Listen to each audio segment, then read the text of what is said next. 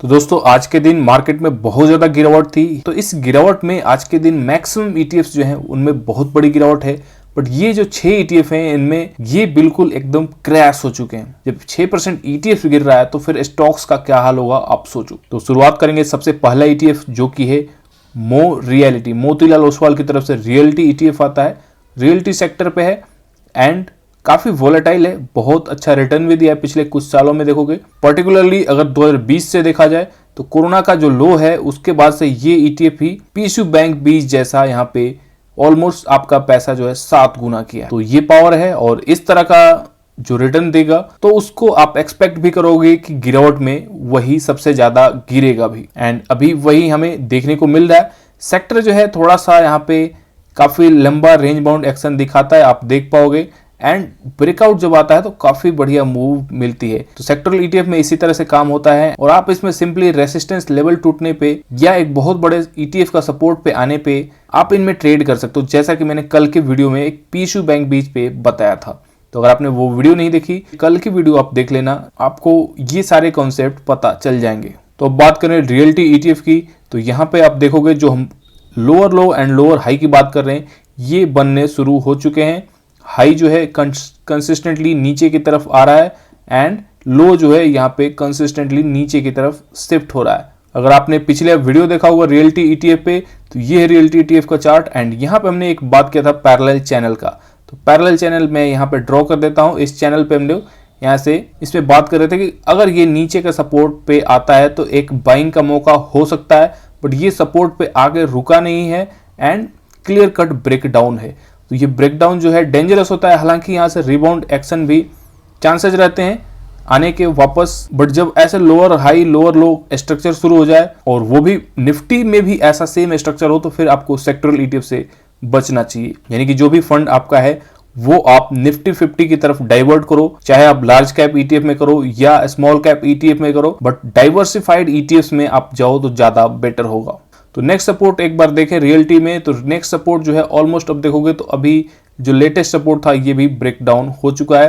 तो ये सेक्टर के चार्ट में नेक्स्ट सपोर्ट जो होगा ये वाला लो बनेगा, जो कि अगर परसेंटेज वाइज देखें तो ये परसेंटेज कितना निकल के आ रहा है करंट लेवल से, तो ये अभी भी 9 से 10% नीचे यहाँ पे दिख रहा है। तो ये 9 से 10% जो है इस सेक्टर में पावर है, ये 2-3 दिन के अंदर कवर कर लेगा। तो 9 से 10% यहाँ से अगर फर्दर देखें तो ये 82 के लेवल के आसपास अभी करंट लेवल निकल के आ रहा है। बट इस सेक्टर में जहां तक हो पाए आपको अवॉइड करना है। अभी बात करते हैं नेक्स्ट ईटीएफ की, जो कि है मोतीलाल ओसवाल की तरफ से ही आता है, मोतीलाल ओसवाल का डिफेंस ईटीएफ। अब देखो ये ईटीएफ जो है ऑलरेडी काफी पहले से गिरा हुआ है, यानी कि यहां तक पहुंचने से पहले इसमें 10-15% की ऑलरेडी गिरावट थी और उसके बाद भी ये अभी देखोगे तो ये 19% या 20% रफ फिगर में आप मान सकते हो कि 20% ये गिरावट इसमें पहुंच चुकी है। तो डिफेंस थीम एक ऐसा थीम था जिसने पिछले 2 साल में काफी अच्छा परफॉर्म किया है और रिटेलर्स को यहाँ पे ये काफी अट्रैक्टिव लग रहा था, क्योंकि इसमें जो छोटी छोटी गिरावट थी ये सबको लग रहा था कि रिबाउंड कर जाएगा, बट रिबाउंड जो है इसमें चांसेज अभी मुश्किल लग रहे हैं। अगर आपने पिछले 2-3 दिन का न्यूज फॉलो किया होगा तो एयरफोर्स के चीफ साहब ने आपको यहाँ पे क्लियरली फ्लैग आउट किया है HAL का जो LCA प्रोजेक्ट है, यानी कि जो LCA तेजस एयरक्राफ्ट है उसकी डिलीवरी जो है वो डिले हो रही है एंड क्वालिटी पे भी उन्होंने काफी कुछ बात किया हुआ है, जिसके कारण डिफेंस में जम के अभी आपको गिरावट देखने को मिलेगी। तो ये छोटे छोटे थीम वाले सेक्टर, इनसे भी अभी दूरी बना के रखनी है। अभी क्या मैक्सिमम फंड है, मुझे पता है कि मैक्सिमम लोगों के कैपिटल जो हैं वो अब जवाब दे रहे होंगे, यानी कि कम होता जा रहा होगा।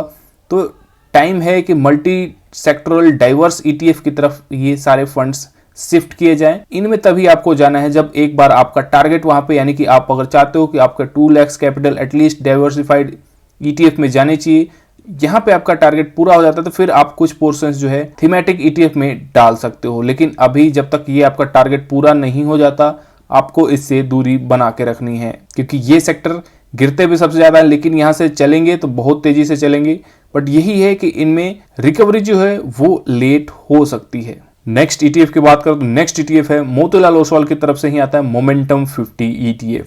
अब ये एक स्मार्ट बीटा ईटीएफ है, मोमेंटम फैक्टर पे काम करता है। तो मोमेंटम जो है, अगर मोमेंटम अपसाइड की तरफ काम करता है तो ये मोमेंटम जो है दो धारी तलवार है, नीचे की तरफ भी उसी मोमेंटम से ये काम करता है। तो अभी जो टाइम चल रहा है ये नीचे वाला टाइम पीरियड चल रहा है, यानी कि लोअर लो लोअर हाई बनते जा रहे हैं। तो यहाँ पे गिरावट एक बार देखें तो गिरावट इस ETF में प्रेजेंटली देखोगे तो ये 21% या 22% के आसपास गिरावट इसमें जा चुकी है, यानी कि 20% से ऊपर करेक्शन हो चुकी है।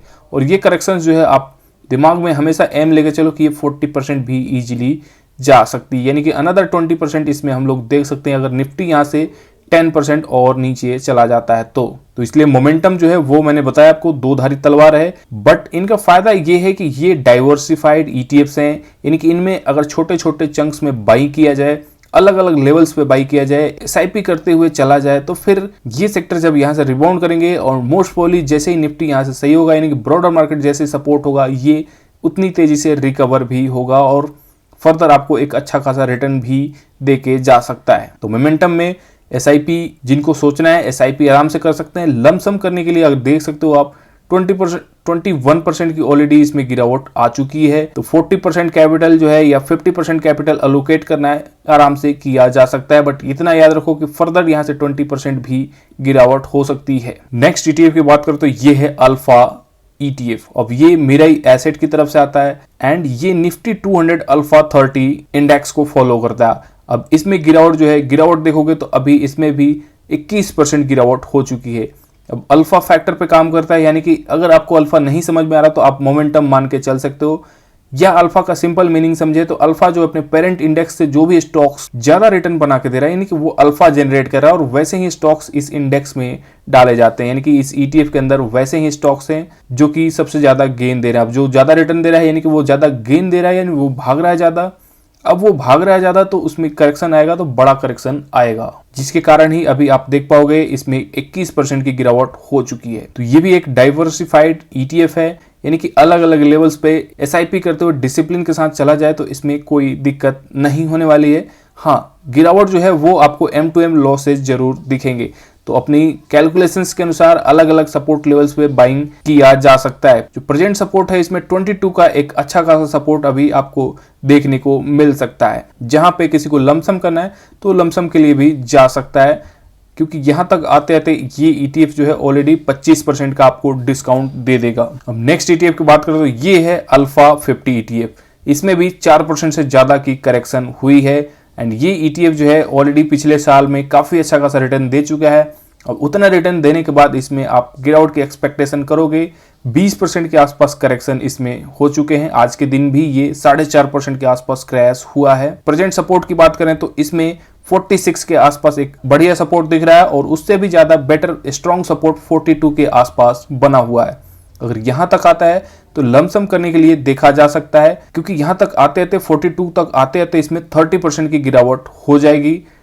ये एक डाइवर्सिफाइड ETF है, फुली वोलेटाइल है, बहुत ही ज्यादा 4% जब गिर सकता है 4.5% तो ये 7% भी गिर सकता है, इतना इसमें कैपेबिलिटी है। बट ये जब रिबाउंड करेगा तो काफी इसी तरह से आपको मूवमेंट भी देखने को मिलेगी प्लस साइड में। तो ये सारी चीजें आपको अपने कैपिटल के अनुसार कैलकुलेट कर सकते हो। एंड इस ETF में किसी को फोकस करना है जो कि काफी रिस्की है, but high risk high reward ये ETF है। एंड सेम चीज को देखते हुए आप अपनी कैपिटल को इसमें प्लान कर सकते हो। नेक्स्ट ETF की बात करें जिसमें आज 3.5% की गिरावट थी, ये है मोमेंटम 30i ETF। अब इसमें भी 21% के आसपास की गिरावट हो चुकी है, यानी कि एक बड़ा करेक्शन जो है ऑलमोस्ट आ चुका है। इसमें डाइवर्सिफाइड ETF है। मोमेंटम फैक्टर आपको मैंने ऑलरेडी मोमेंटम 50 वाले ETF में बता दिया है, दो धारी तलवार होता है, यानी कि ऊपर साइड में ये अगर काम कर रहा है तो ये सेम नीचे साइड में भी उसी हिसाब से काम करेगा, बल्कि उससे ज्यादा डबल तेजी से ये नीचे आएगा। तो यहाँ पे रिस्क जो है रहता है, वोलेटिलिटी जो है वो फुली रहती है, अप डाउन मूवमेंट आपको बहुत ज्यादा देखने को मिलेगी। लेकिन जब ये ETF रिबाउंड करेगा तो काफी अच्छा सा इसमें प्लस साइड भी आपको देखने को मिल सकता है। लेकिन इसके निगेटिव साइड को आपको देखते हुए आपको इसमें अपनी कैपिटल को प्लान करना चाहिए। ऑलरेडी SIP की स्ट्रेटजी मैंने आपको बता दी है, बट अच्छे अच्छे लेवल्स पे आप इसमें लमसम भी कर सकते हो। जैसे कि अगर ये 29 के आसपास आता है तो इसमें 24% की गिरावट हो जाएगी एंड यहाँ पे 40 से 50% का लमसम किया जा सकता है। एंड उसके बाद बाकी बचे हुए पैसे से फिर SIP की जा सकती है। तो इसमें सपोर्ट लेवल्स जो हैं, सपोर्ट आप देख पाओगे 29 एंड 27 के आसपास इसमें एक आपको बढ़िया सपोर्ट देखने को मिलेगा। तो ये थे कुछ 6 ETFs जहां पे आज के दिन जम के गिरावट देखने को मिली है। जो लास्ट के मैंने 4 ETF बताए, यानी कि momentum 50, momentum 30, alpha and alpha ETF, चारों डाइवर्सिफाइड ETF तो हैं, लेकिन बहुत ही ज़्यादा रिस्की वोलेटाइल ETF है। तो आप अपनी रिस्क प्रोफाइल को कैलकुलेट करके इनमें SIP या लमसम करने की सोच सकते हो। सेक्टोरल ETF से अभी आपको दूरी बना के चलनी है। तो आई होप कि ये वीडियो आपको इन्फॉर्मेटिव लगा होगा। चलो मिलते हैं नेक्स्ट वीडियो में।